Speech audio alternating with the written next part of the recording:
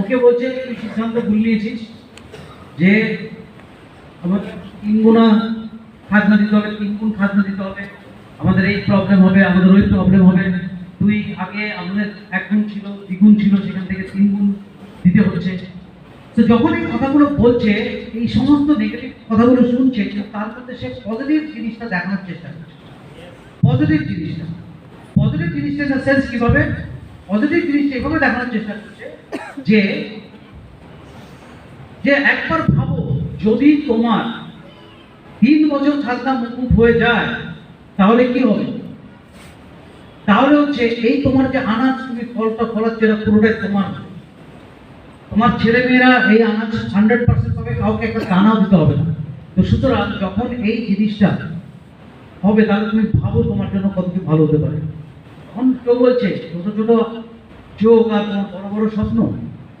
ওই আমরা বলি না, ছেলে কাছে এসে লাখ টাকার স্বপ্ন দেখতে নেই, ঠিক আছে? ও বিদেশ যাবি, লাখ টাকার চেক ইনকাম করবি, ঠিক আছে?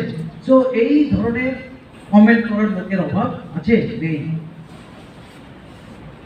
যখন এই যে ধরুন এখন প্রোডাক্ট পাচ্ছেন, অনেকে বলবে যে অন্য কোম্পানি করো, ওখানে অনেক প্রোডাক্ট আছে, বেস্টিজ করে কি হবে, বলে না আপনাকে?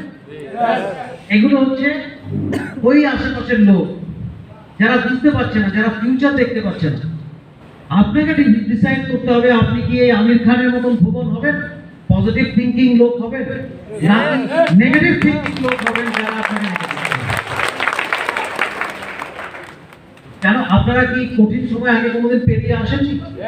অভাবে আগে কোনোদিন থাকেননি? 2 মাস 3 মাস যদি আপনার কোনো একটা সমস্যা হয়, তাহলে কি আপনার ফ্যামিলি আপনাকে ছেড়ে চলে যাবে? কখনোই যাবে না। সো নিজেদেরকে ওইভাবেই মাইন্ড মেকআপ করতে হবে যে ভেস্টিজ, আজকে ভেস্টিজের জন্য কোনো সমস্যা হচ্ছে না, সমস্যাটা হচ্ছে আজকে ডলার ক্রাইসিস, সমস্যাটা হচ্ছে আজকে আমরা এলসি ব্যাংক এলসি দিতে পারছে না। সো এই এই জিনিসটা না আপনার হাতে আছে না আমার হাতে আছে। কিন্তু আমি এর থেকে কি অপরচুনিটি বার করেছি? আমি এর থেকে অপরচুনিটি বার করেছি যে ভেস্টিজকে রাজি করাতে পারছিলাম না লোকাল ম্যানুফ্যাকচারিং কোম্পানি দেখছিল যে এখানে মানে ইন্ডিয়ার মতন কোয়ালিটি প্রোডাক্টস আসলে হবে কিনা, সেটা আমাদের মধ্যে এটা টেনশন ছিল। তো আমরা তখন এটা ডিসাইড করলাম যে আমরা কিন্তু প্রোডাক্টসের নামও পাল্টে দিচ্ছি, কারণ এটা লোকাল মেড প্রোডাক্ট, এটা কোয়ালিটিটা আপনি আশা করবেন না ইন্ডিয়া থেকে যেটা আসছে সেটার মতন হবে।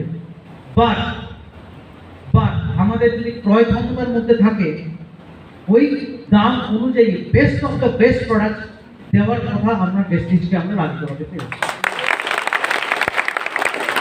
তো সুতরাং যারা এই কঠিন সময়টাতে আমাদের সঙ্গে থাকতে পারবে, যারা এই কঠিন সময়টাতে ভেস্টিজের সঙ্গে থাকবে, আপনার নেটওয়ার্কে থাকবে, তারাই বেসিক্যালি উইনার হবে, এটা আমি আপনাদেরকে নিশ্চিত করব। আজকে অনেকে অনেক কথা বলে, অনেকে বলে যে মানি ক্যান বাই হ্যাপিনেস, তাই না? যে টাকা দিয়ে কি সুখ কেনা যায়? জানো তো? আচ্ছা, আপনার কাছে টাকা নেই, তাহলে কি দিয়ে কিনবেন?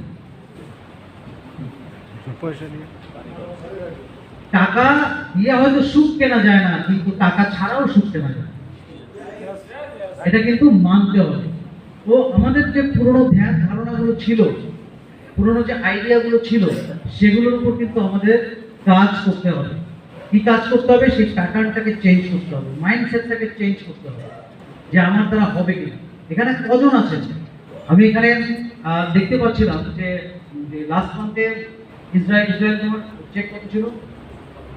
56,000 টাকা। তো তোমার বয়স কত? 24। 24 বছর বয়সে ওর বয়সের দ্বিগুণ বাদ দিয়ে মানে 2.5 গুণ টাকা ও ইনকাম করতে 24 বছর বয়সে 56,000 টাকা। আচ্ছা, আমাকে মহিউদ্দিন ভাই বলুন, আপনার কোম্পানিতে গার্মেন্টসে 56,000 স্যালারি পেতে গেলে কোন পোস্টে জব করতে হবে? Assistant manager level. একটা লোক অ্যাসিস্ট্যান্ট ম্যানেজার লেভেলে যেতে কত বছর তাকে চাকরি করতে হয়? কমপক্ষে 12 থেকে 15 বছর চাকরি করতে হবে। ইসরায়েল তুমি ক বছর বেসিস করছো? 2.5 বছর বেসিস করছে। সো এক্সাম্পল আপনার চোখের সামনে 24 বছরের একটি ছেলে যে 56,000 টাকা চেক পাচ্ছে, যে 56,000 টাকা রোজগার করতে গেলে একজন অ্যাসিস্ট্যান্ট ম্যানেজারকে 10 থেকে 12 বছর সেই কোম্পানিতে কাজ করতে হবে এবং সেটা 10 থেকে 12 বছর সেই টাকাটাই 2.5 বছরে ও ইনকাম করবে। এবার ওর